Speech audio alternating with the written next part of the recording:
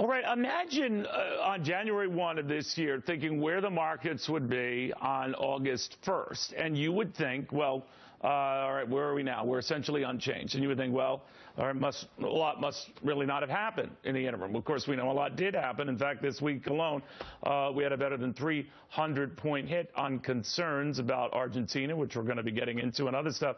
But those gyrations in between, they were pretty scary. But we're essentially back to where we were, back with our all-stars, Sabrina and Jonas and Lauren. Jonas, weird, right? It's weird, except that the market was up so strong the last few years in anticipation of things getting better at a fairly rapid pace. And price for perfection. Right. That there was we would have had to have really, really strong economic numbers this year, even better than we saw, to continue the pace of the stock market increase that we saw in recent years. So it's going to peter out, turn down, flatten out without a much better period of news, and certainly not without debt crises and other things going on. You know, Lauren, what made this whole jobs report interesting, we were talking about in the break, is that they didn't want it to be too strong because then, of course, the markets would tank. The markets would tank because all of a sudden interest rates would go up. Right. The Fed takes the money out soon. Right. Who knows? But we had a 209,000 payroll gain. The unemployment rate inching up a little bit to 6.2%, so everyone was breathing a sigh of relief. That's weird. I think the data is not bad, not good, mediocre, kind of just like you said.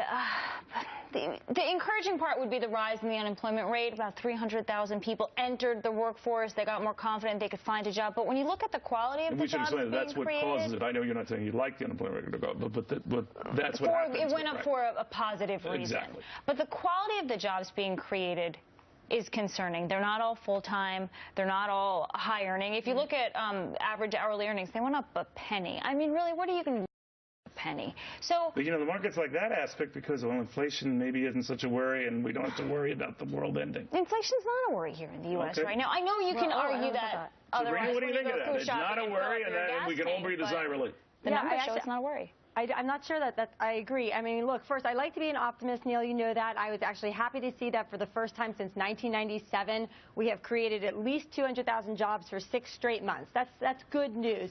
The thing that I'm thinking of down here in Washington, there's all sorts of policies that are going to impact that. You just spoke about the impact that the NLRB is having on the franchise industry and what that will mean for jobs and the economy.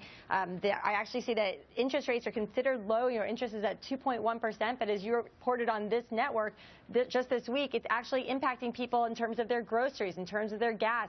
There's a lot that's actually happening for individual wallets, and I think that that's going to feed into a downturn in the market. Here's another issue that could feed into a downturn, or fears that it could if it mushrooms.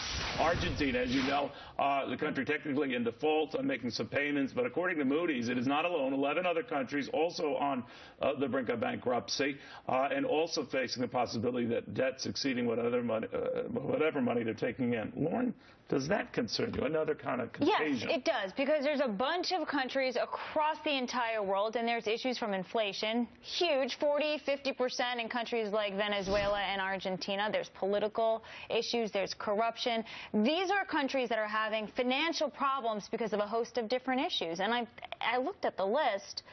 Ecuador, you'll probably put it up momentarily. But there's other countries not on that list that I said, oh, I think they have a problem, too, or they're not headed in the right direction. I heard one weird defense of the United States of not being on this list, technically, because we can always print money to get out of it, which is not exactly a salient point. But go ahead, Jonas. Ron Paul is coming back through to you for the interview.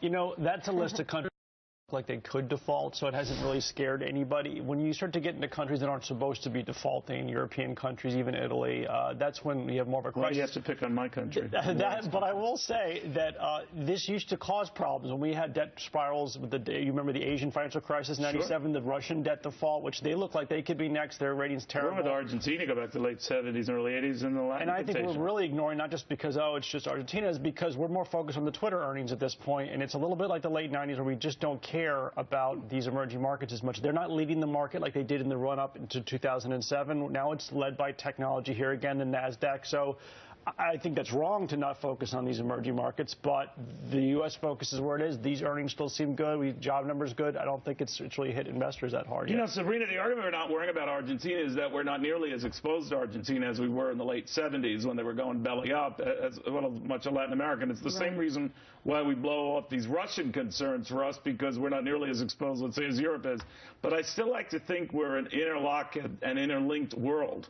And that, you know, just like what happened with Greece and all the debt fiasco, what starts in an area spreads way beyond that area.